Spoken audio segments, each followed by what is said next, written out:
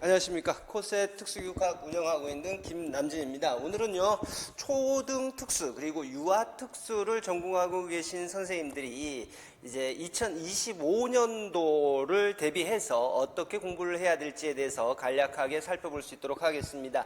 선생님들 중에는 한번 전체적인 내용을 코스웍을 밟아보신 선생님도 계시겠지만 이제 2024년도에 1월달 돼서야 처음으로 하시는 분들도 물론 계실 거라고 생각을 합니다. 그래서 내용 자체를요 간략하게나마 임용시험에 대해서 살펴보는 것으로 시작을 해서 점차적으로 어떻게 준비를 해야 될 것인가에 대한 구체적인 전략까지 우리 선생님들하고 같이 공유할 수 있는 시간 준비해 봤습니다. 우선 제일 먼저 교원 임용시험 제도에 대해서 간략하게 살펴볼 수 있도록 하겠습니다. 지금 유아 특수와 초등 특수는 같은 날에 시험을 봐요. 그리고 지금 한국교육과정 평가원의 홈페이지를 가게 되면 지금 선생님들이 보시는 바와 같이 1차 시험에 대해서 같이 소개를 하고 있습니다. 그 내용을 그대로 제가 인용을 해서 살펴보게 되면요, 우리 초등 특수와 유아 특수를 전공하고 계신 선생님들은 교직 논술과 교육과정 A, B 이와 같이 크게 나눠서 보게 되면 두 영역으로 구분되는 시험을 치르셔야 됩니다. 교직 논술이다 라고 이야기를 하면 말 그대로 논술을 이야기하는 거예요. 논술을 이야기를 하는 것이고, 여기에 내용은 우리 특수교육학 전범위에 걸쳐 있는 내용들이 다루어진다 뿐만 아니라 특수교육학 전범위다 라고 이야기를 하게 되면요, 교육과정의 문제가 될 수도 있는 것이고 법의 문제가 될 수도 있는 것이거든요. 그와 같은 내용들을 모두 포함을 해서 다루어지게 됩니다. 뿐만 아니라 교육과정 같은 경우는 A, B 이와 같이 구분을 하고 있는데 A와 B의 차이점은 없어요. 특별한 기준에 의해서 A형, B형 이렇게 구분하는 것은 아니라 문제를 동일하게 균등하게 시간별로 구분을 하다 보니까 2교시에 우리가 치게 되는 시험은 교육과정 A, 그 다음에 3교시에 치게 되는 시험은 교육과정 B 이와 같이 명명하고 있다라고 보시면 되겠습니다. 자, 우선 범위 한번 좀 살펴볼 수 있도록 할까요? 범위를 보시게 되면 이와 같이 되어 있습니다. 우선 유아특수 같은 경우는 특수교육학 전 영역 모두 나온다는 거예요. 쉽게 이야기하면 모두. 그 다음에 유치원 특수교육 교육과정, 그 다음에 유아 특수교육과정 이와 같은 거죠. 제일 말미에 이야기되어 있는 유치원 교육과정 전 영역 이렇게 이야기하는 것은 일반 교육을 이야기하는 거예요. 자, 그 다음에 초등 특수 같은 경우는 특수교육학 전 영역, 그 다음에 초등 특수교육 교육과정, 그 다음에 초등 교육과정 전 영역 이렇게 되어 있습니다. 정리하면 이거죠. 유아 특수가 됐든 초등 특수가 됐든 무엇을 공부해야 되느냐 그러면 교육과정 공부하세요. 그 다음에 법 공부하세요. 특수교육학 공부하세요. 거기에다가 일반 교육까지 같이 공부하세요 라는 이야기입니다. 너무 할 게 많습니다. 그렇죠? 그래서 우리 선생님들 같은 경우는 그렇게 하면 안 되는데 우리 이제 초등 교육과정 전역 일반 교육과정 같은 경우는 많은 부분 포기하시는 선생님도 계시고 그냥 꾸준히 하시는 선생님도 계시고 그래요. 너무 범위가 넓다 보니까 자, 이와 같이 해서 출제 범위에 대해서 살펴봤습니다. 다음으로 시험 과목하고 배점 한번 좀 살펴볼 수 있도록 하겠습니다. 자, 유아 특수하고 초등 특수 이 두 가지만 한번 볼 수 있도록 하겠습니다. 교직 논술이 됐든 교육과정이 됐든 항상 초등 특수하고 유아 특수는 똑같아요. 똑같다 이렇게 보시면 되고, 교직 논술은 20점, 교육과정 아까 A, B 이렇게 구분되어 있지만 합쳐서 80점 이렇게 보시면 됩니다. 그리고 교육과정 80점 안에 교육과정 A에는 8문제, B에도 8문제, 그래서 총 16문제가 제시가 됩니다. 그래서 20점, 80점 이렇게 되는 거죠. 교직 논술 20점, 교육과정 80점. 한국사도 포함이 돼 있어요. 한국사는 별도로 시험 당일에 실시하는 것이 아니라 한국사 능력 검정 시험으로 대체를 하고 있습니다. 그래서 우리 선생님들이 원서를 쓰시기 전에 미리 전부 한국사 능력 검정 시험을 패스를 해 두셔야 돼요. 그러한 부분들을 우리 선생님들이 알고 계셔야 되겠습니다. 자, 다음으로 한번 좀 살펴볼 수 있도록 할게요. 1차 시험에 합격을 하시면 물론 1차 시험 몇 점 받아야 될지 몰라요. 매해 점수들이 조금 오를 때도 있고 이제 어려워서 떨어질 때도 있고 그렇거든요. 1차 시험을 합격하시면요. 물론 1차 시험 합격하시면이라고 제가 분명 말씀드렸습니다. 이제 2차 시험에 응시를 하셔야 되는데 지금 보시는 바와 같이 큰 틀에서는 세 가지로 구성이 되어 있습니다. 지역마다 차이가 있거든요. 그래서 우리 선생님들이 어플라이 하신 지역에서는 어떠한 형식으로 2차 시험이 치러지는가 이 부분에 대해서 공지된 부분, 공고문 이렇게 밑에 나와 있지 않습니까? 그래서 공고문을 반드시 참고를 하시고 그에 맞춰서 준비를 하셔야 돼요. 그래서 2차 시험 같은 경우는 진짜로 먼 훗날의 이야기가 될 수가 있겠다. 그렇죠? 우선적으로 1차 시험은 합격을 하셔야 2차 시험의 기회가 주어진 것인 만큼 우선 오늘 시험도 오늘의 설명회 역시도 1차 시험에 초점을 맞추고 우리 선생님들하고 살펴볼 수 있도록 하겠습니다. 자, 이제 출제 원칙 볼게요. 출제 원칙 보시면 지금 우리 선생님들이 보고 계신 바는 한국교육과정평가원에서 제시하고 있는 바입니다. 한번 좀 이론적으로 어떻게 제시되어 있나 한번 살펴볼까요?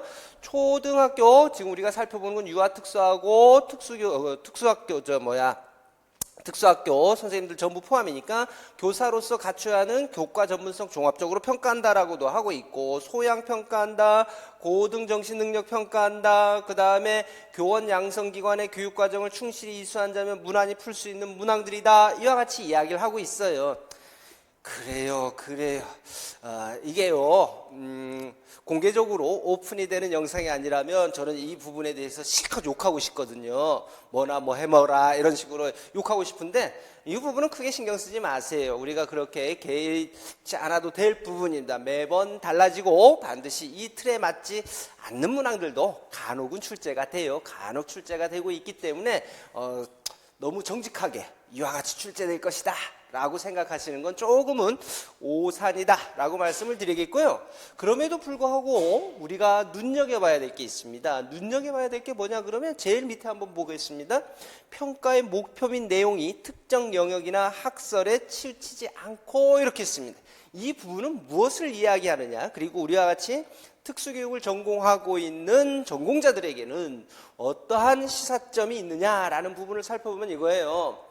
우리 특수교육은요, 교육이라는 부분이 전부 그렇지만은 일반화할 수 없는 내용들이 상당히 많습니다. 그리고 똑같은 현상에 대해서도 교육학자들이 이야기하는 바가 각양각색이죠. 우리 선생님 잘 알고 계실 거예요. 그러한 부분들을 모두 공부할 수는 없습니다.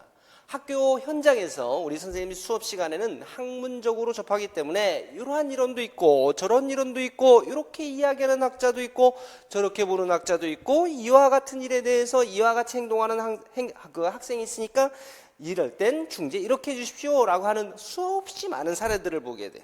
그러나 시험은 그렇게 출제할 수가 없잖아요. 그렇죠? 모든 개별 사례들을 갖고 출제할 수가 없단 말입니다. 그러다 보니까 가장 일반적인 사항을 갖고 우리가 접근을 해야 된다. 그래서 여기 표현되어 있는 대로 특정 영역이라든지 특정 학설에 치우치지 않아야 된다라는 부분들을 명시를 하고 있습니다. 이 부분은 잘 지켜지고 있습니다. 제가 왜 이렇게 강조할까요? 우리 선생님들 공부하실 적에 너무 한쪽으로만 공부하지 말아라. 즉 특정 학자가 이야기한 것만 갖고 혹은 모든 학자들의 이야기를 일일이 공부할 필요는 없다. 가장 일반적인 것 중심으로 우리가 접근하자. 이와 같이 정리할 수가 있겠죠. 자, 이제 한번 볼까요? 조금 전에 1차하고 2차, 그 다음에 어떤 부분을 출제 원칙으로 하고 있다라는 부분 말씀드렸지 않습니까? 그럼 도대체 몇 점 받아야 나는 합격할 수 있을까? 우리 선생님들이 제일 궁금하실 거예요. 그리고 내가 어플라이하는 지역에서의 경쟁률이라는 것은 도대체 얼마나 될까? 무척 궁금하시죠? 자, 그래서 제가 준비를 해봤습니다. 모두 일일이 지역별로 모두 살펴드릴 수는 없고요. 지금 우선 가장 많은 분들이 어플라이하고 계시는 서울이라든지 경기 지역을 같이 살펴볼까 합니다. 물론 여기 보고 계시는 우리 선생님들이 화면을 통해서 보고 계시는 내용은 방문각 홈페이지를 통해서 모두 확인하실 수 있는 내용입니다. 우선 2021년서부터 초등특수입니다. 올라가 보겠습니다. 서울 52점, 56점, 63점 이렇게 돼 있네요. 점점 서울은 올라가고 있는 게 보입니다. 이제 경기도 갑니다. 52점, 50점, 61점 이렇게 돼 있네. 2022년도에 50점으로 한 2점 가량 좀 떨어졌지만 다시 올라갔다라는 것을 볼 수가 있네요. 올해는 어떻게 될지 모르겠으나 전반적으로 과거에 비해서는 점수가 큰 폭으로 상승했다라는 것을 우리가 확인할 수가 있습니다. 무엇을 이야기하느냐? 실질적으로 초등시험은요 쉬워지고 있습니다. 앞서 우리가 살펴봤듯이요.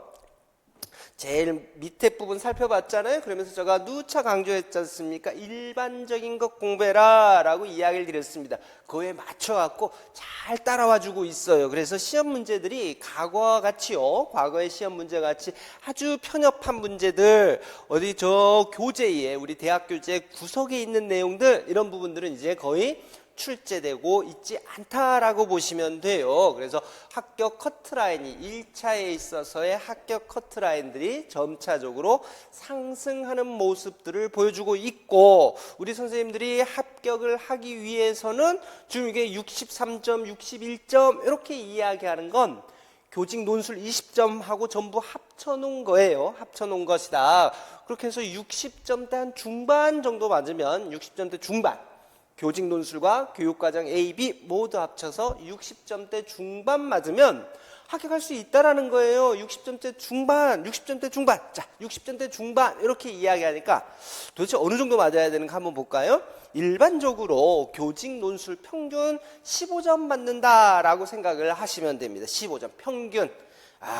글을 쓰고 있는데, 논술 시험 보고 있는데 엉뚱한 답변 안 하면, 그 다음에 논리적으로 완전 모순되는 내용 쓰지 않는다면 한 15점은 받는다 이렇게 생각을 하세요. 거기다가 그럼 65점 되려면 나머지는 몇 점 돼야 되는 거예요? 50점 받으면 되는 거잖아요. 80점 중에 50점을 받으면 되는 거예요. 그러면 합치면 65점인 거예요. 우와, 80점 중에 50점만 맞으면 된대요. 그렇죠? 80점 중에 50점 해볼만 하지 않나요? 해볼만 하시죠? 물론 충분히 해볼만 합니다.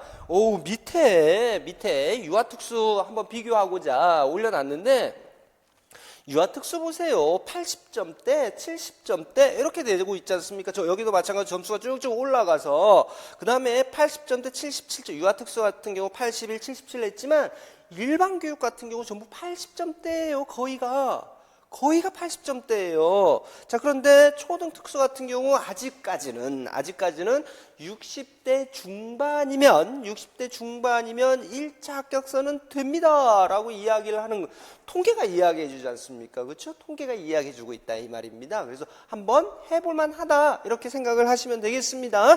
자, 그러면 이제 다시 진짜로 조금 전에 전 영역에 걸쳐서 나온다라고 이야기를 했는데 진짜일까? 한번 궁금하단 말이죠. 그래서 2024년도, 그러니까 올해 2023년도에 치러진 2024년도 영역별 출제 분석을 해봤습니다. 초등 특수. 자, 그랬더니 한번 우리 선생님들이 처음 시작하시는 선생님 눈여겨보실 필요가 있습니다. 교육과정 총론, 교육과정 총론도 나오고 공학도 나오고, 이제 빨간색으로 처리한 거 볼까요? 특과정. 요 초등 우리가 이야기하는 초등 일반 말고요, 특과정이다라고 이야기하는 특수교육 교육과정 중에서 초등 것을 이야기를 합니다. 초등에서의 국어과 나왔고, 특과정에서 사회과 나왔고요. 그 다음 이쪽으로 B로 넘어오시게 되면 특과정 체육과, 그 다음에 특과정의 수학과 이렇게 나왔어요. 자, 최소한 그러면 특과정이라 쓰여 있는 게 밑에까지 해서 하나, 둘, 셋, 넷, 5이에요. 특과정, 특수교육에서 기본교육과정 이렇게 생각하시면 돼요. 기본교육과정 중에서 초등 영역이 지금 5문제가 나온 겁니다. 최소한 5점이다 라고 생각하시면 돼요. 자, 그 다음에 일반도 나온다면서요. 일반 한번 볼까요? 일반 하나, 둘, 셋, 넷, 다섯, 여섯 번이 지금 표기가 됐습니다. 6번 표기됐어요. 6번. 우와! 6번 표기됐는데, 우리 선생님들 놀랄 노자가 있죠? 7번, 8번은 전체가 통으로 통으로 일반교육. 교육과정 B에서도 7번과 8번 전체가 통으로 일반교육.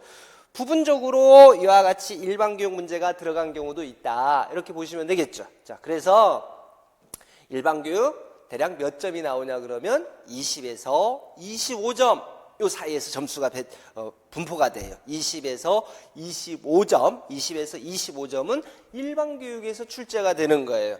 요 표만 보시더라도 와, 특수교육 전범위 교육과정 나오고 그 다음에 기본교육과정에서도 나오고 공통교육과정, 일반교육과정에서도 나오고 우와, 공부해야 될 게 상당히 많습니다. 그렇죠? 그래서 그 어떤 것 하나 포기할 수가 없는 거예요. 좀 전에 말씀드렸듯이 논술 15점 맞고 논술 15점 맞고 교육과정 A와 교육과정 B에서 50점을 맞기 위해서는 야 이거 포기해, 빨간색으로 된 거 포기, 빨간색으로 된 거 포기, 파란색으로 된 거 포기. 그럼 점수 안 나와. 점수 안 나오지 당연히. 그럼 나머지 검정색으로 돼 있는 것은 다 맞을 수가 있을까요? 그건 또 장담할 수가 없잖아요. 그렇죠? 장담할 수가 없어. 그러다 보니까 1년 동안 우리가 1월 달부터 시작을 해서 11월 달까지 간다라고 하게 되면 1월 달부터 11월 달까지는 여기에 걸쳐 있는 모든 내용 다 해야 돼요. 다행인지 불행인지는 모르겠지만 2024년도에 치러진 문제, 2023년도에 치러진 문제 같은 경우는 여기에 특수교육법은 없어요. 그러나 실질적으로 특수교육법은 포함됩니다. 특수교육법 포함이 돼요. 특수교육법 포함이 된다라고 생각을 하시면 되겠습니다. 여하튼 진짜로 말만 그런 게 아니라 실제로 전범위가 다뤄지고 있다라고 우리가 볼 수가 있겠습니다. 자, 2024년도 출제 경향 뭐가 달라졌느냐 한번 볼까요? 문제를 한번 보시게 되면 이렇습니다. 이렇게 보시면 1번 문제 한번 볼까요? 1번 실제로 치러진 문제 2024학년도 보면 큰 문항 밑에 하위 문항이 세 문항 이렇게 있죠. 세 문항 있는데 보통은 보게 되면 5점이에요. 한 문항당 하위 문항들이 세 문항이 주어지고 총 점수는 5점 이렇게 생각을 하시면 돼요. 물론 조금씩 달라질 수가 있는데 여기 1번 하위 문항 1번 보게 되면 A에 들어갈 교수 영역을 써라, 읽기 교수 영역을 써라 라고 돼 있죠. 이걸 우리가 단답식 이렇게 이야기를 해요. 단답식. 근데 동그라미 2번을 보게 되면 리은에 해당하는 읽기 지도 방법을 쓰시오 이렇게 돼 있잖아요. 그렇죠? 이걸 우리가 서술식 이렇게 이야기를 합니다. 그래서 초등 문제 같은 경우는 한 문제 안에 큰 문제 밑에 하위 영역, 하위 문제라는 것이 있고 하위 문제는 단답식 혹은 서술식 요 두 개를 적절하게 섞어서 문제가 출제가 되고 있다라고 보시면 됩니다. 자, 여기서 우리가 눈여겨봐야 될 것은 하위 문항 2번이에요. 뭐가 달라졌느냐? 한번 크게 확대를 해서 볼까요? 2번에 동그라미 2번을 봤더니 디귿을 뺄셈형 변화형 뺄셈 문장제 문제로 만들어 쓰시오 이렇게 했습니다.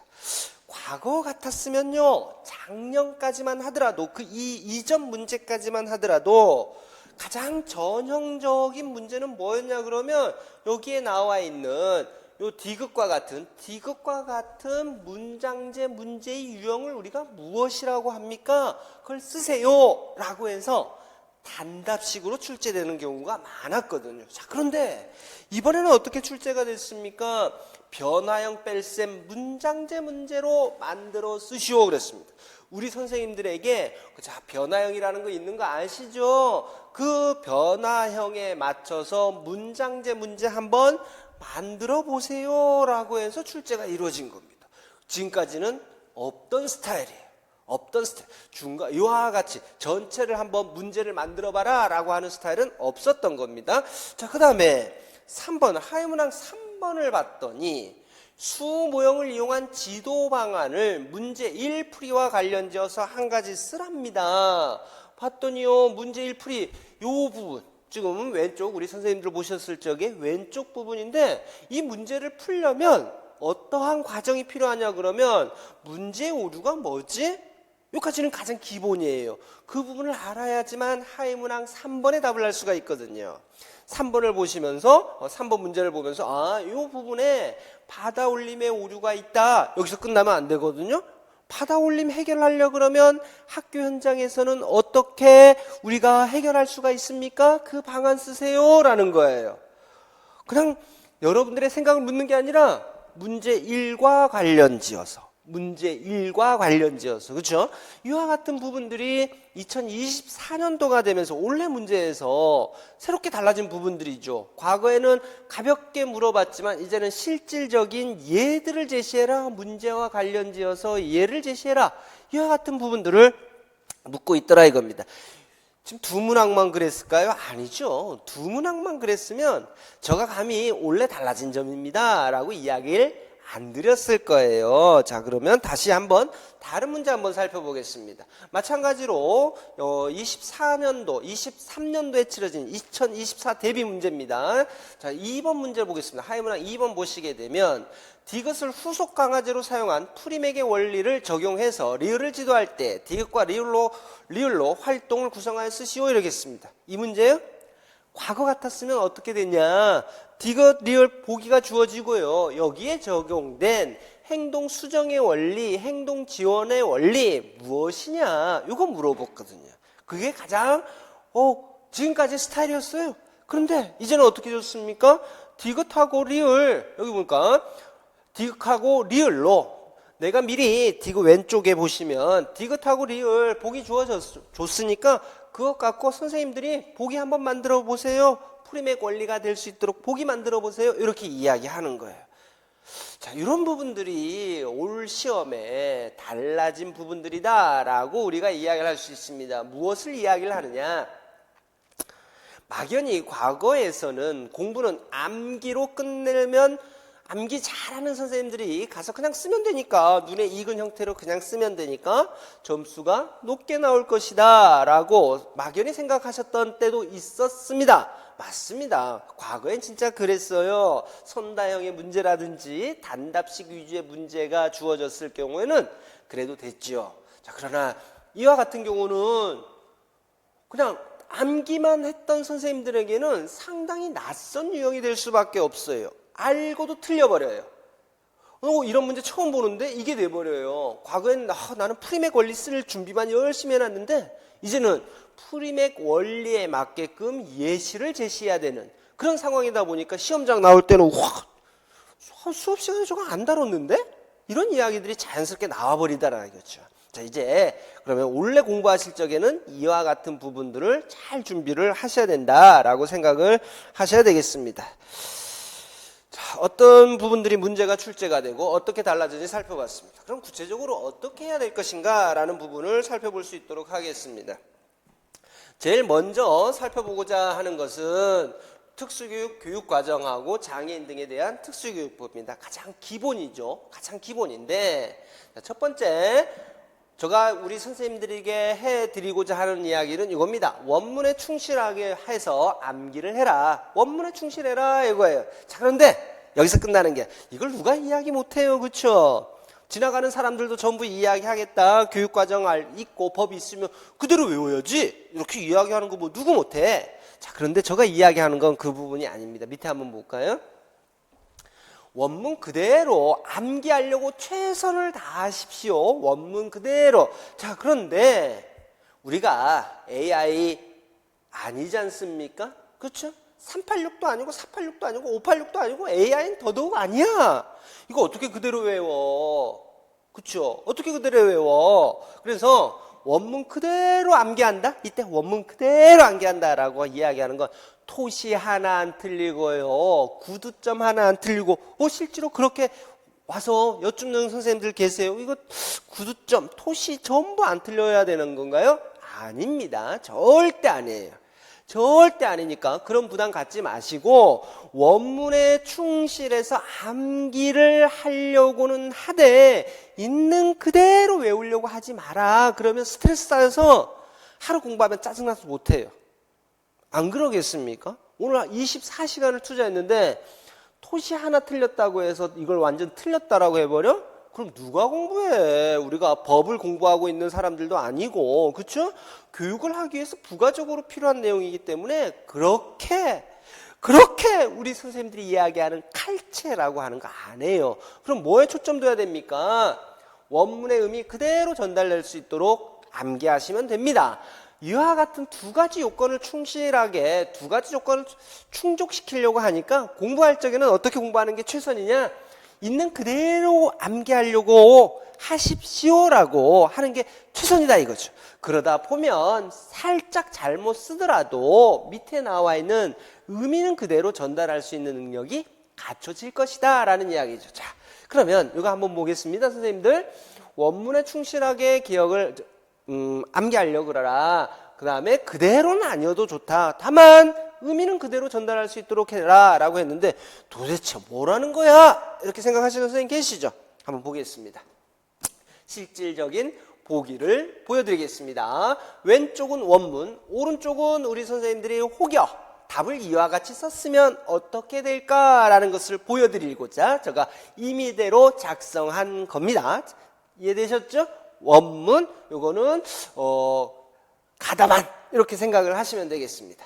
자, 나를 한번 보시게 되면 학교는 블라블라블라 하다가 요구 및 필요에 따라 이렇게 돼 있죠. 오른쪽으로 가볼까요? 오른쪽 갔더니 내가 답안을 요구와 필요에 따라 이렇게 했어. 그럼 달라진 게 뭐예요? 여기 밑을 와 이와 같이 바꾸는 것밖에 없죠. 선생님 보이시나요? 요거 보이세요? 요거 밑 이렇게 돼 있죠. 오른쪽에는 와 이렇게 바뀌었잖아요. 이렇게 바뀐 것밖에 없어. 우리가 흔히 이야기하는 토시가 달라진 거죠. 접속사가 달라진 건데 이거 맞았다 할까 틀렸다 할까? 맞은 거예요. 맞은 거예요. 맞은 거고 다음에 밑에 봅니다. 증감하여 이렇게 돼 있죠. 증감하여 밑줄 쳐놨는데 증감하여 이 부분을 혹여 답안에다가 증가하여 이렇게 쓰면 어떻게 될까? 이 경우는 문제가 되는 거예요. 왜냐 그러면 증감이다 라는 말은 증가와 감소 혹은 감축을 줄여서 증감 이렇게 표현한 거잖아요. 근데 답안을 증가라고만 써버리게 되면 이거는 플러스의 의미밖에 없는 거잖아요. 의미가 완전히 달라지는 거죠. 그렇죠? 증가하거나 증가 혹은 감소시켜서 이런 표현인데 증가 이와 같이 표현했으니까 이와 같은 경우는 틀렸다라고 채점이 되는 수밖에 없어요. 자, 그 다음에 밑에 보시게 되면 완전히 단어 바꾼 경우도 볼게요. 밑에 보니까 감축하여 편성 운영할 수 없다 이와 같이 되어 있죠. 이 부분을 내가 답안에 이와 같이 썼다고 가정해 보겠습니다. 줄여서 편성 운영할 수 없다. 오, 감축. 와, 있어 보이는 용어를 줄여서 이렇게 풀어놨어. 한자로 되어 있는 것을 이와 같이 풀어서 쓴 거죠. 맞았다 그럴까요? 틀렸다 그럴까요? 맞은 겁니다. 감축하다. 의미가 줄인다라는 이야기잖아요. 이것도 마찬가지로 줄인다는 거잖아요. 그러니까 앞서 설명드린 대로 원문의 의미를 그대로 전달할 수 있도록 하면 되는 것이지 있는 그대로 가져오려고 너무 애쓰지 마라 라는 이야기죠. 자, 그러면 다시 한번 정리해 봅니다. 원문 그대로 충실하게 암기하려고 하다 보게 되면 자연스럽게 지금 제가 높아심에서 우리 선생님들에게 말씀드리는 그런 부분들은 자연스럽게 소멸된다. 그 다음에 너무 똑같이 토시 이런 부분들은 너무 신경 쓰지 마라 라고 말씀을 드리고 싶습니다. 자, 그럼 어떻게 공부할까요? 1월 달에 제가 전력 투구했어. 전력 투구해서 모두 통으로 외웠다. 그리고 2월 달부터 쉬었어. 그게 11월 달까지 가나요? 아니에요. 그래서 시험 직전일까지 꾸준히 학습하셔야 됩니다. 하루 만에 다 암기할 수 있는 것도 아니고 해서요. 시험 직전일까지 꾸준히 암기를 하시고 어떤 방식으로 할까? 우선은 외우려고 하셔야지 뭐. 외우는 방식은 우리 선생님들마다 각자 다르기 때문에 제가 뭐라고 이야기를 못하겠습니다만 선생님들의 방식으로 암기를 하시고 그 다음에 제일 우선적으로는 빈칸 채우기를 한번 연습해 보세요. 빈칸 채우기 하고 다음에 기출문제 어떤 문제 나왔나 보시면서 직접 써보시는 방법으로 하셔야 됩니다. 우리가 흔히 눈팅만 하는 것 갖고서는요 안 돼요. 선생님이 직접적으로 써보시는 것하고는 또 달라요. 그렇기 때문에 이와 같은 부분들을 반드시 지키시면서 한번 학습해 보시면 좋겠습니다. 자, 이제 제일 점수 비중이 높은 특수교육학은 어떻게 해야 될까 한번 보겠습니다. 학원에서 수업을 하다가 참으로 신기한 경험들을 많이 합니다. 어떤 경험이냐 그러면 이제 공부를 처음 하시는 선생님들 공부 진짜 하기 싫었는데 학교 다닐 때 뭐 맨날 학점 뭐 이야기 나오고 그 다음에 수업 시간도 뭐 맨날 뭐 오늘 월요일 날도 가야 되고 화요일 날도 가고 진짜 귀찮아서 공부 좀 접었었는데 공부해 보니까 재밌네. 몰랐던 것들 알고 그러면서 이제야 발동 걸리는 선생님들이 많거든요. 그래서 공부가 재밌대요. 자, 그런데 선생님들 1번 진짜 명심하셔야 됩니다. 학교 수업 듣는 거하고 시험 공부는 달라요. 똑같은 내용을 배우더라도 학교에서 접근하는 방식과 학원에서 시험을 위해서 접근하는 방식은 달라요. 우리는 정답이라는 것을 찾아내야 되는 그런 코스웍을 밟고 있는 거예요. 학교에서의 학문은 정답이 있을 수도 있고 없을 수도 있고 다양할 수도 있어. 자, 그러나 임용시험은 그렇지가 않습니다. 가장 모범 답안을 찾아내는 게 우리의 일입니다. 자, 그래서요, 제일 먼저 하셔야 될 건 학문하는 게 아니라 시험 공부하는 거다 이렇게 하시고, 그 다음에 연속선상에서 있습니다만 그런 1번에서 이야기했듯이 학문을 하는 게 아니고 시험 공부하는 거기 때문에 시험에는 범위하고 깊이라는 게 있습니다. 무한정 내는 게 아니에요. 아까 교육과정 평가원에서 출제 원칙이라는 거 봤잖아요. 그렇죠? 거기서 마찬가지로 시험에는 범위하고 깊이라는 게 있습니다. 항목만큼 갈 수가 없어요. 학문만큼 할 수가 없어. 그러면 모든 답이 정답이 돼버려요. 모든 답이 정답이 될 수밖에 없어요. 그렇죠? 자, 그러다 보니까 너무 깊이 분석하지 않도록 하십시오. 너무 깊이 분석해버리게 되면 진도 못 나가. 그 다음에 이것도 맞는 것 같고 저것도 맞는 것 같고 선생님들이 정리가 안 돼. 그래서 너무 깊이 분석하지 말아라. 그 다음에 두 번째로 말씀드리고 싶은 건 일반화된 내용을 중심으로 해서 공부를 해라. 자, 우리는 얼마나 열심히 했는지는 선생님들마다 다르겠지만 전부 전공이 뭐죠? 특수교육학이야. 특수교육학의 꽃 이렇게 하게 되면 많은 분들이 말씀하시는 부분이 뭐냐 그러면 개별화 교육이야. 왜 개별화 교육을 특수교육의 꽃이라고 감히 말씀하시는 분들이 많을까요? 그렇지. 특수교육 대상자들은 똑같은 지적장애를 갖고 있다 손 치더라도 영희하고 철수가 달라. 그쵸? 특성이 전부 달라. 그러다 보니까 개별 특성에 맞춰갖고 교육을 해야 된다. 이게 우리 특수교육이 가장 강조하고 있는 거 아닙니까? 그럼 시험 공부 어떻게 할 거야? 개별적인 사례에 초점을 둬버리면. 그래서 앞서 계속 말씀드렸잖아요. 너무 깊이 파고들어 버리면 이것도 정답이고 저것도 정답이고 저것도 정답이고 채점이 안 돼요. 그래서 개별 사례가 아닌 일반화된 내용을 학습하는 것이 중요합니다. 일반화된 학습은 도대체 일반화된 내용을 어떻게 확인할 수가 있습니까? 그래서 선생님도 학원 다니는 거 아닙니까? 학교에서는 일반화된 내용도 있지만 개별적인 사례들도 같이 제시하기 때문에 잘 모르지만 학원 다니게 되면 학원에서 제시하는 내용은 주로 일반화된 내용을 갖고 우리 선생님들에게 내용을 제시하고 있다. 이렇게 생각하시면 돼요. 다음에 세 번째. 걸러지지 않은 자료 보시면 큰일 납니다. 걸러지지 않은 자료라는 게 어떤 부분들이 있냐 그러면은 여기에 인터넷에서 다운받은 자료. 인터넷 얼마나 매력적입니까? 치면 다 나와.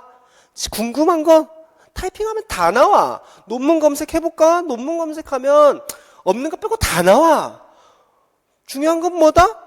우리는 정답을 쓰는 거다라고 말씀을 드렸습니다. 일반화된 내용을 쓰는 거다 이겁니다. 그래서요, 인터넷 자료, 거기에는 쓰레기 같은 자료들도 있을 것이고, 그 다음에 설명이 충분하지 않은 상태에서 그냥 학원에서 막 던져주는 자료들도 있죠.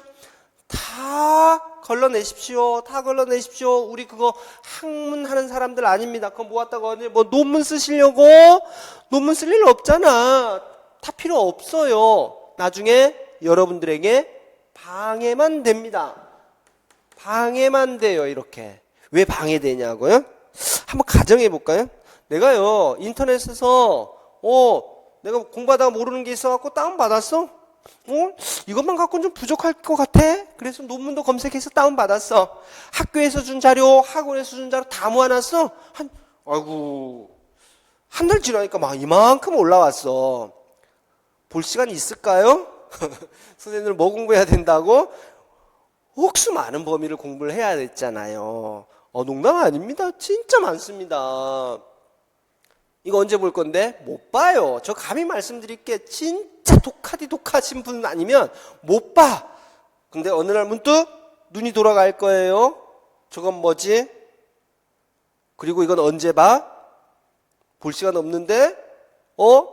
이거 공부하려고 뽑아놓은 건데 못 봤다? 그럼 나 떨어지는 거 아닌가? 이런 생각이 자연스럽게 들 수밖에 없어. 그러니까 보지 않을 자료는 아예 버리세요. 버려. 재활용 하시는 데 있잖아요. 재활용 분리수거 하는데 거기 가서 버리는 게 맞아요. 가장 일반화된 내용, 가장 공통적인 내용 갖고 1월 달부터 11월 달까지 쭉 가시기 바랍니다. 무슨 이야기인지 아셨죠? 자, 마지막으로 이해한 후에 암기하셔야 됩니다. 와, 지금까지 결국은 암기네? 그쵸? 결국은 암기네? 예. 시험은 학문도 그렇습니다만 학문이 됐든 시험이 됐든 공부의 기본은 암기입니다. 암기가 되지 않고서는 앞으로 나갈 수가 없어요. 앞으로 가는데 매번 이전에 뭐 공부했지? 뭐 했지? 계속 살필 수가 없어요. 기본적으로 암기를 해놓은 상황에서 진도를 쭉쭉 나가야 되는 거예요. 그런데 이 암기는 결코 오래 갈 수 있는 게 아니더라 이거죠. 그러기 오래 가게끔 하기 위해서는 우선적으로 이해한 후에 암기를 해야 되는 것이 맞다. 이와 같이 여러분들이 생각을 하셔야 됩니다. 자, 이제 남은 부분이 초등 교육과정이라든지 특수교육 교육과정 이렇게 나와 있네요. 자, 초등 일반교육과정입니다. 일반교육과정은 우리 특수교육 범위 내에서 어떻게 해드릴 수 있는 방법이 없어요. 출제 누가 하느냐? 특수교육 전공하신 출제위원들이 출제하는 게 아니에요. 이 부분은 일반 교육을 전공하신 출제위원들이 출제를 하고 그 중에서 취사 선택해서 내는 것이다 라고 보시면 되겠습니다. 자, 이 부분은 이쪽 전공하신 선생님들의 도움을 받을 수밖에 없죠. 다음에 특수교육 교육과정 초등 특수교육 교육과정이에요. 이 부분 역시도 전공하신 선생님들의 도움을 받으실 수밖에 없습니다. 범위가 너무 넓어요. 그렇죠? 범위가 너무 넓어. 교과서도 일일이 봐야 되고요. 교사용 지도서도 봐야 되고 교사용 지도서에서 다루어지고 있는 내용 어떤 내용들이 있는가 이론적으로 어떤 내용들이 있는가 꼭 보셔야 됩니다. 꼭 보셔야 됩니다. 교과서에서 언급이 되고 있는 내용은 무조건 출제 가능한 것입니다. 교과서에서 교재에서, 그러니까 교육과정 안에서요. 교육과정 안에서 다뤄지고 있는 내용은 무조건 출제 가능해요. 교사용 지도서밖에 없는데? 네. 다른 분야하고는 격이 달라. 완전 격이 달라. only 이게 필요한 거야 싶었는데도 교육과정에 나와 있는데? 이렇게 해버리면 끝이야. 나올 수밖에 없는 거예요. 그러니까 이런 부분들은 실질적으로 이 부분만 강의하시는 선생님들도 있으시니까 반드시 공부를 하셔야 된다라고 말씀을 드리고 싶습니다. 자, 시기별로 한번 좀 살펴볼까요? 조금 전에 영역별로 봤다면 시기별로 보겠습니다. 큰 틀에서 보게 되면 우리 시험 준비하는 데 있어서는 상반기, 하반기 이와 같이 구분할 수 있거든요. 자, 그런데 또 상반기 안에서 큰 틀을 이루고 있는 건 기본 이론 공부해야 되고 이제 기본 이론 끝나면 기출문제 풀이 들어가야 돼요. 요 두 과정에 대해서 기본 이론 공부할 때는 어떻게 해야 되느냐? 전체 꼼꼼히 하셔야 됩니다. 전체를 꼼꼼히 하셔야 됩니다. 조금 전에 우리 달라진 점 살펴봤잖아요. 단순히 용어를 기억했다가 쓰는 게 중요한 게 아니야. 내용을 단순히 기억했다가 서술하는 데서 끝나는 게 아니에요. 내용을 충분히 이해하고 그것을 토대로 해서 보기를 만들어야 돼. 보기를. 그쵸? 보기를 만들어. 그러다 보니까 전체를 꼼꼼하게 살펴봐야 돼. 꼼꼼하게 살펴봐야 되고 그 다음에 암기. 결국은 암기 이렇게 했지만 처음부터 암기하면 참 좋겠다. 그쵸? 처음부터 암기 진짜 하고 오늘 공부한 거 오늘 암기하고 내일 공부한 거 내일 암기하고 쫙쫙쫙쫙 나가면 우와 최고네. 근데 그게 안 된답니다 선생님들. 분량은 억수로 많고 공부해야 되는 시간은 한정되고 그러다 보니까 모든 시간 1교시에 끝난 거 그날 바로 암기 이건 진짜로 어려워요. 자 그래서 처음부터 암기 욕심내시면 안 됩니다. 그럼 뭐가 문제가 생겨버리냐? 진도에 문제가 생겨버려. 진도 뭐 따라가면 되지 이렇게 생각하실 선생님 계실 거예요. 자, 한번 말씀을 드릴게요. 저 같은 경우 금요일, 토요일 이렇게 양일에 걸쳐서 기본 과정을 합니다. 양일에 걸쳐서 이루어지는 수업 시간이 14시간이에요. 14시간. 오늘 하루 암기하는데 전부 신경을 써버렸어. 암기하는데. 그러면 다음 14시간 이거 어떻게 또 메꿔놓을 겁니까? 어떻게 메꿔놓을 거야? 계속 시간은 저는 사정없이 계속 달려가요. 브레이크 없는 그 기관차야. 폭주 기관차 막 나가. 선생님들은 암기도 해야 돼. 이해도 해야 되고 암기도 해야 돼.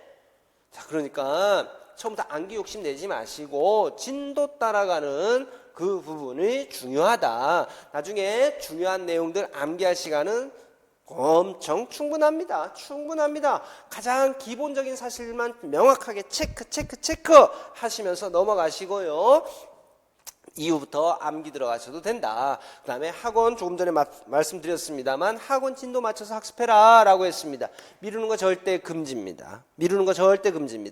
직강을 통해서 강의를 들으시는 선생님들은 와서 수업에 참여하는 것만으로도 진도는 나가는 거예요. 그러나 인강을 들으시는 선생님들은 컴퓨터 켜고 14시간을 나와 컴퓨터하고 누가 이기나 이렇게 계속 자리를 보존하고 있어야 되는 거잖아요. 한 번 밀어버렸다 다음날 하지 뭐. 통으로 또 해야 돼요. 통으로 하루 종일 투자해야 돼요. 그러니까 미뤘다 한 번 미루게 되면 이틀 통으로 날아가는 거예요. 3번 밀었다 3일 통으로 날아가야 돼. 여러분들 일과 없어져 버려요. 그런 만큼 진도 꼬박꼬박 맞추십시오. 여러분이 믿거나 말거나 학원 진도 맞춰서 1년 따라가는 것만도 진짜 대견한 겁니다. 그것만으로도 진짜 대견한 겁니다. 그 부분은 그만큼 어렵다라는 겁니다. 자, 그 다음에 마인드맵 이용해서 전체적인 틀을 잡는 것도 기본 이론 과정에서 우리 선생님들이 하셔야 될 내용입니다. 우리가 흔히 구조화 이와 같이 이야기를 하죠. 자, 다음에 상반기 중에서도 기출문제 풀이 과정에서는 도대체 어떻게 해야 되느냐. 문제 유형 익히십시오. 기출문제는 불변입니다. 뭐가 불변이냐? 공부하는 데 있어서 임용시험 준비하는 데 있어서 바이블이다. 이와 같이 생각하셔야 됩니다. 바이블이다 라고 생각을 하셔갖고 문제 유형을 익히시는데 이것도 외우라는 겁니까? 에이, 저 그렇게 나쁜 사람 아니야. 문제 유형을 익히라는 건 여기 한번 보기 볼까요? 이와 같은 문제에 대해서는 이런 답 원하는 것이구나. 처음 공부하다 보니까 도대체 문제를 봤는데 뭘 쓰라는지 감이 안 올 수가 있어요. 그렇죠? 처음 공부하면 그렇잖아. 그러니까 이제는 기출문제를 보면서 이렇게 물어봤을 적에는 이런 내용들을 답으로 적시를 해야 되는 거구나. 감을 잡으셔야 돼요. 그 다음에 이런 문제에 대한 키워드는 이런 것이구나. 키워드 꼭 써야 되거든.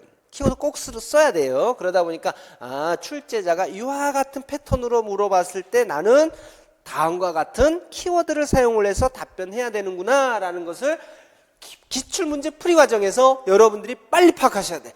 문제 풀었다 맞았다 틀렸다 O 동그라미 X 이걸 왜 하냐고. 이게 중요한 게 아니지. 그러려고 기출문제 풀이가 하는 게 아니에요. 기출문제 풀이 할 적에 가장 먼저 하셔야 되는 거 요거 유형 파악해서 이런 문제 물어봤을 땐 다음과 같은 거 이런 것들. 그 다음에 어떤 문제 나오는구나 빨리빨리 캐치하셔야지. 다음에 두 번째로 하셔야 할 거 답안 작성 방법 익히는 거예요. 이 답안 작성 방법 익히는 부분들이 우리 선생님들이 많이 간과를 하시는 것 같아요. 실질적으로 시험을 보셨던 선생님들도 시험이 다가오게 돼서 모의고사를 보지 않습니까? 그때 제시하는 답안을 보게 되면 진짜 아니에요. 그러면서 저한테 자꾸 뭐라고 묻냐 그러면 이거 정답 처리됩니까? 이렇게 작성해도 됩니까? 저렇게 작성해도 됩니까? 안 되지. FM대로 이야기하면. 교육과정 평가안에서 이렇게 작성하십시오 라고 돼 있는데 그것을 저한테 이렇게 작성해도 됩니까? 저렇게 작성해도 됩니까? 라고 물어서는 안 돼요. 물어볼 사항이 아니에요. 이렇게 작성해라 라고 하게 되면 그렇게 작성해야 하는 게 맞지 않습니까? 맞죠? 줄 위에다가 답 쓰지 마라 라고 했으면 줄 위에다가 답을 쓰면 되는 게 아니에요. 답을 쓰면 안 돼. 그걸 갖고 내한테 거고 일개 학원 강사인 내한테 와갖고 이렇게 작성하면 정답 처리해 줍니까? 그걸 왜 내한테 묻냐고. 당연히 정석대로라면 안 되지. 우리 선생님들 젊잖아. 편법 쓰는 거 별로 안 좋아하잖아요. 그렇죠? 그러면 원칙을 지키시는 게 우선이지. 하지 말라고 했는데 와갖고 이거 해도 됩니까? 저거 해도 됩니까? 왜 물어봐? 제발 묻지 마시고 교육과정 평가원 답안 작성 요령 이게 있거든요. 그 부분을 반드시 익히셔야 됩니다. 그리고 한번 써보세요. 제일 좋은 방법은 뭐냐? 하나를 A4에다가 프린트아웃 하세요. 그리고 옆에 복사찍 가갖고 시험지 사이즈로 복사해 주세요 라고 하신 다음에 그 위에다가 직접 써보세요. 까만 코 이런 거 있죠. 이런 것도 하지 마시고 이런 것도 하지 마시고 교정부호도 써서 하시고 이런 부분들을 꼭 한번 해보시기 바랍니다. 다음으로 세 번째 한번 봅니다. 세 번째로 우리가 기출문제 풀이 과정에서 하셔야 될 거 중요 지문 숙제하시고 표시해 두시기 바랍니다. 중요 지문이라는 게 도대체 뭡니까? 라고 하게 되면요, 우리 선생님 기출문제 풀다 보게 되면 대화로 막 돼 있는 것도 있고 수업 시간에 봤던 이론을 출제하신 출제위원께서 깔끔하게 이렇게 정리해 주시는 그런 케이스도 있어요. 야, 이렇게 좋은 일이. 그 부분은 상당히 중요합니다. 그래서요, 이론 정리한 것 같이 나와 있는 부분들은 잘 표시를 해주시고, 대화체로 돼 있는 부분 막 물어보기에서 전개할 수밖에 없잖아요. 그렇죠? 한 문제 물어보기에서 특수교사 A, 특수교사 B 나와고 막 대화해. 나중에는 그거 볼 시간 없거든요. 그러면 중요한 부분들만 딱 하이라이트 표시를 해 두셔야 돼. 이론적인 부분들만 딱 표시를 해줬다가 나중에 보셔야 돼. 언제 필요한지는 조금 이따 공개합니다. 지금 해달라고 조금 이따 할 거야. 조금 이따 할 거니까 그때까지만 좀 기다려 주세요. 그래서 반드시 중요 지문, 이론을 정리한 것 같은, 그 다음에 개념을 한마디로 정리한 것 같은 그런 내용들은 분명하게 표시를 해둬라. 나중에 후회합니다. 다음으로 마지막이죠. 기본 이론 주요 내용 암기하고 회독할 수 있도록 해라 라고 했습니다. 이제 암기 들어가네. 그쵸? 아까 기본 이론 할 때 뭐 하라 그랬습니까?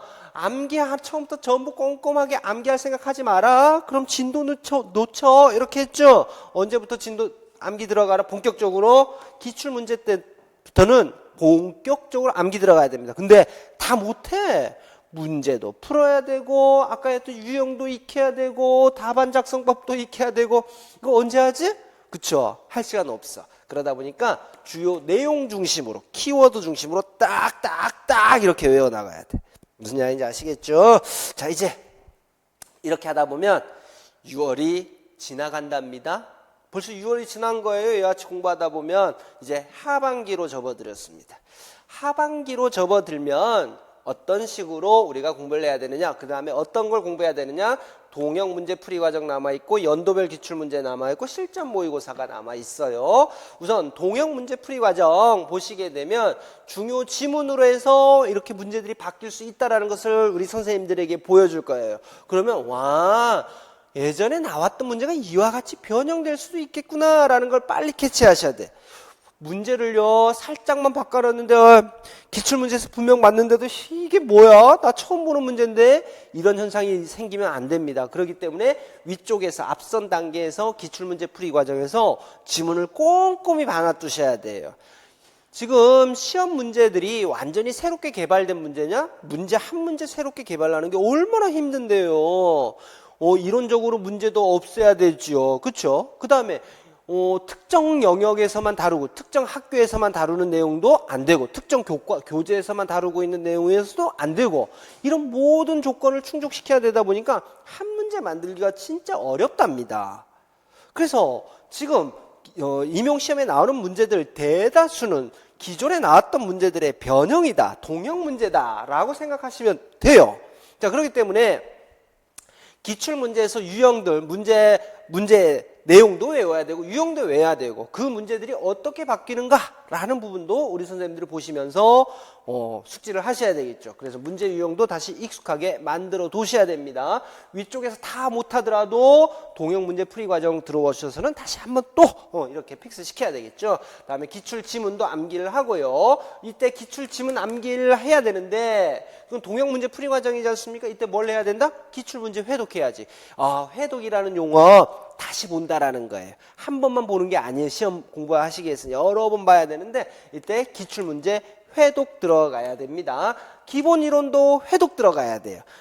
기본이론도 이때는 조금 전에는 주요 내용 중심으로 해서 암기했고 회독했다라고 했다 그러면 동형 문제 풀이 과정에서는 중심 내용만 하다 보니까 옆에 세세한 것들 놓쳤을 수가 있겠네.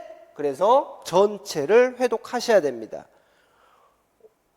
언제 하냐고요? 시간 만들어야지. 잠은 안 자냐고요? 자면 안 돼. 무슨 원래 합격하겠다고 하는데 무슨 잠이야. 이거 다 하고 자면 되지. 자, 하고 자면 됩니다. 다음으로 이제 연도별 기출로 들어갑니다. 쭉 지금까지 기출 동영 다 했지 않습니까? 그러면 이제 연도별 기출 문제 쫙 훑어보는 거예요. 특수교육법도 훑어보고 교육과정도 훑어보고 특수교육학도 훑어보고 모든 내용 쭉 한꺼번에 쭉 훑어보는 내용을 연도별 기출문제 이렇게 이야기를 하고 있습니다. 그래서 기출문제 기반의 교육과정, 법, 특수교육학의 주요 내용을 확인하고 이제 마지막이다 할 정도로 정리해 나가셔야 됩니다. 기본이론 또 해독해야지. 이때는 기본이론 어떻게 합니까? 앞서 전체 해독했잖아. 이번에는 주요 내용 중심으로 해독하시면 돼요. 그 다음에 기출문제도 해독하셔야 됩니다. 자, 그 다음에 이 과정 끝나니까 이제 실전 모의고사입니다. 한 달여에 걸쳐 갖고 실전 모의고사 과정이 우리가 진행이 되는데 기본이론 회독하셔야 됩니다. 마지막이에요. 마지막. 이제 볼 시간 없어. 이 시간을 어떻게 우리가 관리하느냐에 따라서 붙느냐 떨어지느냐 이게 결정이 되는 거지 않습니까? 그래서 기본이론 회독하셔야 돼요. 무엇을 중심으로? 전체를 무엇을 중심으로가 어디 있어? 이제 마지막인데. 그래서 이제 시험이 다가오면 자고 일어나면 내일 시험이잖아. 맞죠? 진짜 불안하거든요. 극도의 불안감. 나 병원 가야 될 것 같아 라고 생각할 정도로 뭔가 이거 막 올라와. 막 토할 것 같아. 그런 심리적인 불안감이 생길 수밖에 없어요. 근데 내가 공부 안 한 범위가 있다? 영역이 있다? 얼마나 더 불안하겠습니까? 들리는 소문에 의하면 원래 또 엉뚱한 거 나온다는데 얼마나 불안하겠습니까? 그렇기 때문에 마지막이다 생각하고요. 전체 내용, 기본 이론에서 다루었던 전체 내용을 한번 쭉 정리를 하셔야 됩니다. 마찬가지로 기출 문제도 해독을 해야 돼요. 우와, 앞에서 설명하는 저 사람 진짜 너무한 거 아니야? 이렇게 생각하시겠죠. 자, 그래서 조금 전에 기출문제 풀이 과정에서 제가 뭐라고 이야기했나요? 여기 보시게 되면 중요 지문 숙지 및 표시해 두기 이렇게 했죠. 실전 모의고사 과정 가면 시간 없어요. 선생님들이 문제도 푸셔야 되고 정리도 하셔야 되고 앞서 설명드렸던 대로 기본 이론도 회독을 해야 돼. 근데 기출문제 이거 언제 다시 또 회독하라는 거야? 문제가 몇 문제인데 미쳤어 정말 이렇게 생각하시죠? 그래서 이게 필요했던 거 아닙니까? 조금 전에 표시해뒀던 거. 그래서 기출 과정 중에서 표시해둔 것을 활용하면 됩니다. 이때 써먹어야 되는 거예요. 이때 기출 문제가 중요해서 자꾸 봐야 된다라는 건 옆 지인분들한테서 계속 들으실 거예요. 합격하신 선생님한테도 들으실 거고 한번 실패하신 선생님한테도 들을 거고 저한테도 들을 거고 꿈에서도 누군가가 나타나서 또 해야 된다라고 이야기할 거예요. 시간 없잖아. 중요한 건 알겠는데 시간이 없잖아요. 그래서 이때를 대비해서 미리 필요한 부분들을 체크해 뒀던 것이다 라고 보시면 되겠습니다. 이제 세 번째 자료관리 방법 들어갑니다. 자료는 그럼 어떻게 합니까? 수없이 많은 것들 볼 건데 기본으로 교재도 있을 거고 필요하면 학원에서 자료도 줄 거고 친구를 통해서 중요하다라고 슬쩍 얻어낸 자료도 있을 것이고 맞죠? 인터넷 보니까 합격하신 선생님들 이거 필요하다 그래갖고 심혈을 기울여서 내가 준비한 자료도 있을 거고 이거 다 어떻게 해야 됩니까? 첫 번째입니다. 중요한 자료는 한 권으로 단권화하기, 한 권으로 만든다라는 겁니다. 단권화해야 된다라는 부분을 말씀을 드리고 싶습니다. 어떻게 만듭니까? 답이 정해져 있는 건 아니에요. 답이 정해져 있는 건 아닙니다. 그러나 무조건 하셔야 됩니다. 무조건 하셔야 돼.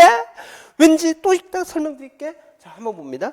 가장 편한 형식으로 만드세요. 가장 편한. 답이 정해져 있는 게 아니라니까 형식이. 그 다음에 반드시 한 권으로 정리를 해야 된다. 왜? 나중에 되면 이 책 저 책 볼 수가 없어요. 제가 책이 4권이랍니다. 4권이에요. 그거 처음부터까지 다 훑을 거야? 물론 4권을 훑을 수는 있죠. 훑을 수가 있어. 그러나 거기에서 뭐 A라는 책도 내가 봤고 B라는 책도 봤고 C라는 책도 볼 수가 있잖아요. 그 모든 내용들을 다 어디다가 집어넣어라? 한 권에다가 집어넣어라. 요거예요. 한 권에다가. 기출문제집도 풀었는데 기출문제집 풀다 보니까 내가 눈 감고도 풀 수 있는 문제가 있었고 처음 보는 표현도 있잖아요. 그거 다 한 권으로 옮겨놔. 다 한 권으로 옮겨놔. 그래서 이 한 권만 보게 되면 물론 분량이 따로 정해져 있는 건 아닙니다. 선생님들이 충분히 편히 보실 수 있는 분량 그 정도면 좋겠죠. 그와 같이 하는 것을 우리가 단권화 이렇게 합니다. 자, 그런데 다음과 같은 선생님들이 꼭 있어. 저하고 다음 사항 보시면서 찔리시는 선생님들은 그냥 선생님들이 노트 이런 거 만들 생각 말고 기존 책 이용하시기 바랍니다. 요거 정리에 너무 많은 시간을 할애하는 스타일 있으시죠? 노트 같은 거 내가 따로 정리를 하는데 막 빨간색 펜으로도 썼다가 파란색 펜 썼다가 형광펜 언더라인 했다가 오탈자 생기게 되면 수정 테이프 발라갖고 그 위에 쓰고 어떤 경우는 막 컴퓨터 작업을 해서 표 거기다가 붙이고 이런 선생님 꼭 있어. 꼭 있어. 그 선생님들은 저 그냥 농담 삼아 그런 선생님들 있으면 말씀드리거든요. 나중에 합격하면 책 뭐 출판하시려고요? 제가 보기 얼마나 안타까웠으면 그렇겠습니까? 왜 거기다가 시간을 쓰냐고. 이거는 목적이 돼버려. 나는 이걸 수단으로 단권화한 노트가 됐던 단권화한 거는 단권화 노트가 됐든 아니면 단권화한 것은 내가 추후에 공부를 하는 데 있어서 효율성을 도모하기 위한 하나의 수단인데 많은 선생님들이 지금 첫 번째 경우에 여기에다가 시간 억수 쓰시는 선생님들이 계십니다. 하지만 그 경우는 단권화 노트 하지 마세요. 저 감히 우리 선생님들에게 말씀드립니다. 선생님들이 노트 작성할 생각하지 마세요. 서브 노트가 됐든 뭐가 됐든 하지 마. 그럼 어떻게 하라고요? 그냥 책 한 권 기본서에다가 모든 내용들 그냥 옮겨 놓으세요. 수기로 그냥 옮겨 놓으세요. 수기로 옮겨 놓으세요. 남들 뭐 하나 들고 다니니까 나도 들고 다녀야지. 그런 욕심에다가 단권화 노트 준비해야지, 서브 노트 해야지. 그랬다가는 우리 선생님들 시간, 공부하는 시간보다 그거 만드는 시간 더 뺏겨. 그러니까 감히 말씀드립니다. 하지 마세요. 자, 다음으로 기존 양식 이용하는 선생님들도 봤습니다. 기존 양식 이용하지만 인터넷 자료 그대로 다운로드 받아서 사용하시는 것은 금지. 자, 직접적으로 우리 선생님들이 많은 도움을 받고 계신 특정 카페 이런 데도 있나 봐요. 선생님들이 가져오시는 거 보면 똑같아. 양식이. 내용도 똑같아. 쓰시면 안 됩니다. 쓰시면 안 됩니다. 10중 8구 가져오시면서 공통적으로 저하는 질문. 이게 무슨 내용이에요? 이걸 묻습니다. 아니 무슨 내용인지도 모르고 지금 그걸 갖고 다니시는 거야. 오류도 많아요. 오류도 많아. 그러다 보니까 양식을 빌려올 수는 있대 그대로 사용하시겠다라는 것은 아니될 말씀이다 라는 것을 말씀을 드리고 싶고요. 앞서도 설명드렸지 두 번째로 드리고 싶은 이야기는 보지 않는 자료 과감히 버려라. 언젠가 보지 않겠습니까? 언젠가 쓸 일 있지 않겠습니까? 여기서 나올 수도 있지 않겠습니까? 안 나와. 그러니까 버려. 나중에 심리적인 부담만 가중시켜버립니다. 그러니까 언젠가 안 봐. 됐죠? 언젠가 쓸 일 없어. 여기서 안 나와. 이렇게 생각하고 다 쓰레기통으로 버리세요. 나중에 여러분들 부담만 생깁니다. 자, 선생님들 많이 하시는 질문이 있습니다. 스터디 어떻게 할까요? 라는 거죠. 스터디 필수 아닌 건 잘 아시죠? 저는 누차 강조합니다. 스터디 어떻게 합니까? 스터디 꾸려주십니까? 아니 나는 하고 싶은데 상대방 안 하는데 어떻게 스터디 꾸려주냐고. 난 서울 살고 저분은 경기도 저쪽에서 오셨는데 어떻게 시간 맞출 거냐고. A라는 선생님은 공부를 몇 년 동안 하셔갖고 아주 이제 하산해도 될 정도 수준이고 나는 이제 공부해갖고 하나도 모르는데 어떻게 해줄 거냐고. 스터디를 하기 위해서는 몇 가지 조건이 맞아야 되지 않겠습니까? 우선 지역이 가까워야 돼. 그 다음에 수준이 맞아야 돼. 그 다음에 공부하는 스타일도 맞아야 돼. 이거 모두 맞아야 된다? 하나라도 어긋나게 되면 공부하다가 틀어져. 그래서 한 2주 한 다음에 깨져서 새로운 스터디를 찾아야 돼. 그럴 것 같으면 굳이 스터디 하면서 스터디를 꾸릴 필요가 없죠. 자, 그래서 스터디는 옵션입니다. 자, 그러니까 저는 하지 말아라! 만류하는 유형이 있습니다. 지금 여기 4가지 경우를 이야기할 건데요. 이 4가지 경우 중에서 한 가지라도 해당하시는 선생님은 스터디 하시는 거에 대해서 진짜 진중하게 생각하셔야 됩니다. 한번 볼까요? 난 다른 사람이 뭐라고만 해도 마음에 스크래치 많이 입는 스타일이야. 하면 안 돼. 하면 안 돼. 스터디 딱 갔는데 쌤 그것도 모르십니까? 오늘 가서 잠 못 자. 그거 왜 하냐고. 그런 소리 들어서 스크래치 받을 거면. 그래서 다른 사람의 말 한마디, 언행, 행동 하나, 말 한마디에 행동 하나에 쉽게 상처받는 스타일이다. 스터디 하지 마십시오. 두 번째, 제3자, 그러니까 타인 억수 의식하는 스타일 있잖아요. 저 같은 경우 그래요. 다른 사람의 시선 상당히 의식하거든요. 하면 안 돼. 공부하러 가는 거지. 모르면 모른다고 하고 알면 안다라고 이야기하면 내가 여기서 모른다라고 하면 저 선생님 나를 어떻게 생각할까? 내가 알고 있는데 여기서 또 내가 아는 척하면 또 잘난 척한다라고 또 우리 선생님들 이야기하지 않겠어? 이거 생각하면 하지 마. 하면 안 돼. 스터디 하면 안 되는 스타일입니다. 다음에 세 번째. 이제 스터디 했어. 이제 임용시험. 원래 처음이야. 근데 스터디도 이제부터 막 하고 싶어. 하지 마. 못 따라갑니다. 그래서 나중에 합시다. 언제 할지는 요거 3번 보시면 돼. 지금 디귿에 해당하는 선생님들, 그럼 난 도대체 언제 스터디 하라는 거야? 3번에 해당하는 거. 기본 이론 끝나고 기출문제 끝나고 요런 거구나라는 감이 올 때는 시작하시면 되지만 나 이제 원래 처음 임용시험 공부하고 공부의 기억도 모르는데 스터디 할 겁니다. 아니야. 그거 그냥 남 도와주는 일밖에 안 돼요. 다음에 리을 보면 여러 명보다는 혼자 공부했을 때 잘 되는 스타일 있잖아요. 그렇죠? 근데 왜 굳이 스터디 하려고 그럽니까? 가갖고 아까 이야기했듯이 구성원들의 스타일 이런 거 하나도 안 맞아갖고 맨날 스트레스 받는데 그래도 꾸역꾸역 가시는 선생님 계시다? 그래도요 덜 불안하지 않습니까? 이렇게 하면서 가시는데 굳이 뭐 내 혼자 공부하는 게 잘 되는데 스터디 할 필요는 없겠죠. 자, 여기에 해당하는 선생님들은 굳이 스터디에 대한 욕심을 내려놓으시기 바랍니다. 다음에 아까 말씀드렸듯이 언제 그러면 원래 저는 처음 공부하는데 언제 스터디 할까요? 기본 이론하고 기출문제를 끝낸 다음에 가십시오. 그래도 뭐 알고 가야 되지 않겠습니까? 특수교육학 전반적으로 이런 게 시험에 나온대. 그리고 예전에 이런 문제 나왔대. 이 정도는 알고 스터디에 참가를 해야 되지. 아무것도 모르는데 가면 안 되겠죠. 이제 마지막으로 한번 볼까요? 스터디 가면 꼭 생깁니다. 진짜 그래서요. 나 진짜 웬만하면 마음에 상처 안 있는 스타일인데 스터디 갔다 오고 나서는 와 계속 줄담배 피우시는 선생님들 많아. 갔더니 물어보는데 난 하나도 모르겠습니다. 상대방하고 비교하면 안 돼요. 상대방하고 다른 학원 다니는 선생님들하고 내한테 배우는 선생님 비교하면 안 돼. 서로 강조점이 달라. 선생님들 스타일하고 다른 선생님 스타일 다르잖아요. 아이고 공부는요 처음 선생님이 저를 선택하시면 처음부터 끝까지 저를 믿고 쭉 가는 거예요. 저도 여러분들 믿고 쭉 가르치는 거예요. 제가 여러분들이 우리 선생님들이 스펀지는 아닐지라도 나를 믿고 따르겠거니 하면서 가자 이렇게 하고 있는데 갈까 말까 이렇게 생각하면 제가 어떻게 앞에서 우리 선생님들을 이끌 수가 있겠습니까? 당연히 나오는 것은 수업 시간을 통해서 강조하는 거고 그렇지 않은 것은 제낀단 말이에요. 그런 부분들을 믿고 따라와야 되죠. 저가 누굽니까? 찍신 아닙니까? 그렇죠? 직신이잖아. 끝까지 믿고 따라와야지. 저거 안 나온다라고 하면 안 나왔지 않습니까? 그때 되면 또 흔들리겠죠. 당연히 시험 보시는 당사자로서의 우리 선생님들은 흔들릴 수밖에 없다라는 것은 잘 알고 있습니다. 그렇지만 상대방과 비교하지 마세요. 1도 얻을 게 없습니다.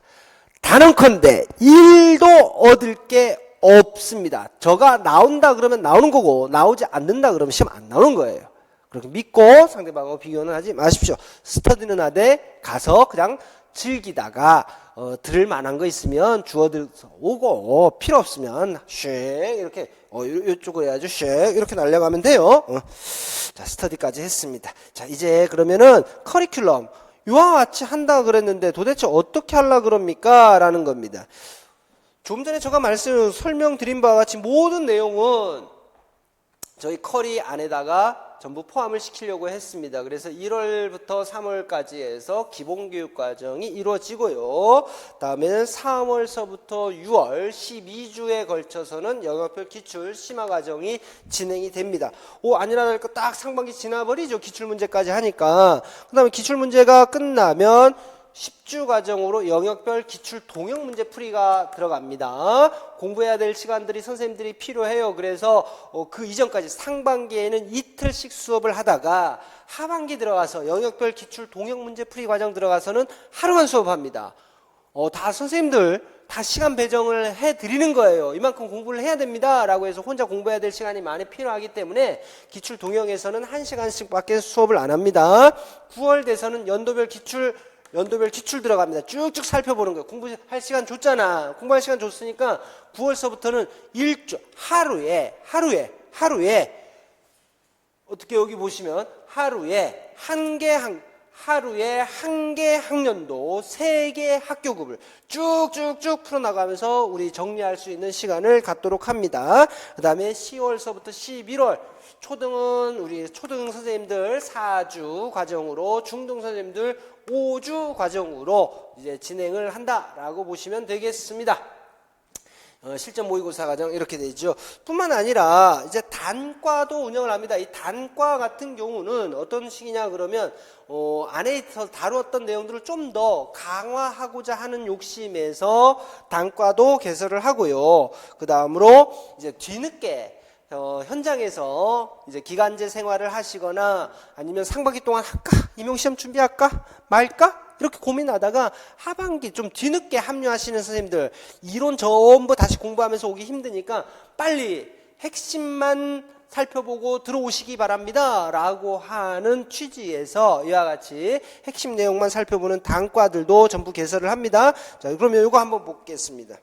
전반적인 내용 보면 이제 기본 이론 하는 동안 1월부터 3월까지 하는데 특강을 통해서 교육법 하고요. 특수교육법 하고 개정교육과정 2022 개정교육과정 총론에 해당하는 내용들을 우리 선생님들하고 공부를 할 겁니다. 영역별 기출 심화, 기출 동형 연도별 실전 모의고사 이와 같이 되는 거죠. 그래서 6월 달에 모의고사가 이루어집니다.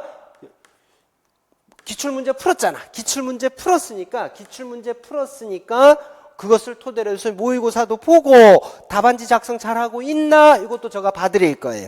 7월 달에 기출 동형 문제 우리 풀이 과정 들어갈 거잖아요. 그럼 기출 동형 문제들을 갖고 다시 모의고사를 풀어볼 거예요. 모의고사 해서 우리 선생님들 어느 정도 실력이 쌓였나 부족한 부분은 뭐냐 이런 부분도 파악하고 첨삭의 기회도 제공을 합니다. 이러한 두 번의 모의고사 과정이 있습니다. 두 번의 모의고사 과정을 거쳐서 실전 모의고사로 넘어가게 되면 큰 어려움 없이 할 수 있을 것이다.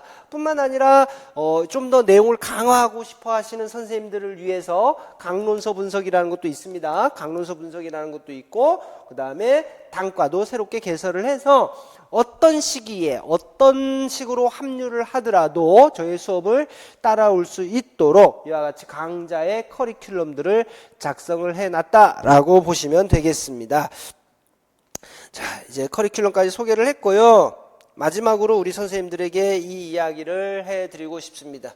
잘 보이시나요? 강렬하죠? 일부러 바탕을 빨간색으로 했답니다. 자, 제가 한번 읽어볼게요. 살면서 미쳤다는 말을 들어보지 못했다면 당신은 단 한 번도 목숨 걸고 도전한 적이 없었던 것이다. 이렇게 돼 있습니다. 자, 우리 선생님들 들어보셨습니까? 혹시 너 미쳤냐? 이런 어투 말고, 이런 어투는 아니죠.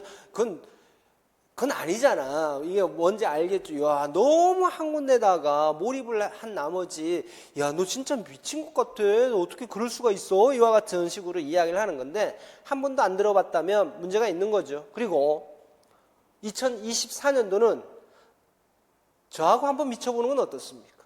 저하고요. 뭐에다가? 특수교육학에다가요. 특수교육학에 우리 전부 사범대 소속 아닙니까? 물론 단과대학의 소속은 전부 유형은 다를 수가 있겠습니다만 특수교육학이라는 공통분모를 갖고 있습니다. 시험을 보기 위해서는 미쳐야 되죠. 미쳐야 됩니다. 우리 선생님들도 미치고 저도 미치고. 그래서 이 2024년 한 해를 진짜 임용시험에다가 몰빵, 말 그대로 몰빵을 해야 됩니다. 이와 같이 미치지 않은 상황에서 11월에 시험을 본다라고 하는 것은 도리가 아니죠. 그 다음에 또 했다, 임용시험 준비해봤다 라고 이야기할 수 있는 것도 아닌 것 같습니다. 뭐 수석을 하자, 차석을 하자, 그런 취지에서 미쳐보자 라고 이야기하는 게 아닙니다. 나의 실력이, 나의 역량이 어느 정도나 될까? 여러분도 궁금하잖아.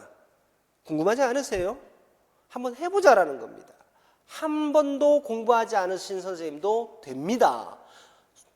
제가 수차례 봤습니다. 수차례 봤습니다. 여러분을 꼬드기기 위한 멘트가 아닙니다.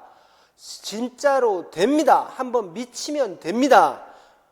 11월까지만 미치면 됩니다. 11월까지만 미치면 돼요. 자, 한번 저를 믿고 그 다음에 우리 선생님 본인을 믿고 한번 투자해보는 것도 좋을 것 같습니다. 이와 같이 해서요. 이와 같이 해서 합격 설명회 마치도록 하겠습니다. 긴 시간 동안 저하고 같이 시간을 보내줘서 감사합니다.